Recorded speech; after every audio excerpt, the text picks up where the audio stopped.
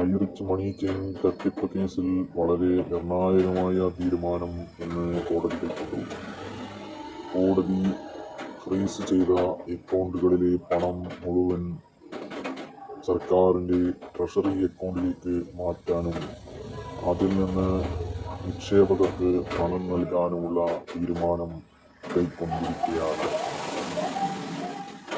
എന്നാൽ ഇന്ന് 10-ലധികം ഐറിച്ച് community revival സൊസൈറ്റിയുടെ ലീഡർമാർ കോടതിയിൽ എത്തിച്ചേർന്നിട്ടുണ്ടായിരുന്നു. അവരെ ചൂണ്ടിക്കാണിച്ചുകൊണ്ട് ഇവരൊക്കെ ഐറിച്ചിൽ നിന്ന് വൻ ലാഭമുണ്ടാക്കിയ ഐറിച്ചിൻ്റെ ലീഡർമാരാണ് എന്ന് ഗവൺമെൻറ്റിൻ്റെ വക്കീൽ പറയുകയുണ്ടായി.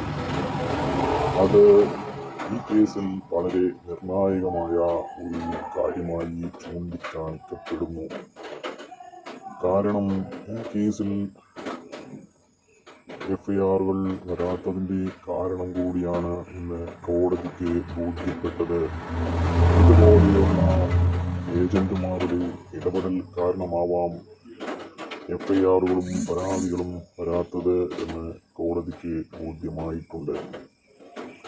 കോടിക്കണക്കിന് രൂപ ഐറിച്ചിൽ നിന്ന് ലഭിച്ചവരാണ് ഞങ്ങൾക്ക് ഐറിച്ചിനെ തിരിച്ചു തരണം, സർക്കാർ കള്ളക്കേസിൽ നടപടിയെടുത്തതാണ് എന്ന് പറഞ്ഞ് കോടതിയെ സമീപിച്ചിരിക്കുന്നത്.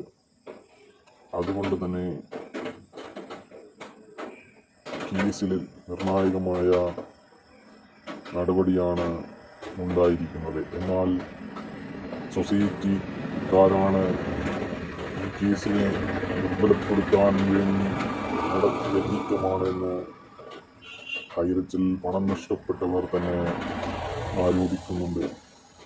അതുമായി ബന്ധപ്പെട്ട് സൊസൈറ്റിയും കേസ് നടത്തുന്നവരും തമ്മിൽ തർക്കം തുടങ്ങിക്കഴിഞ്ഞു.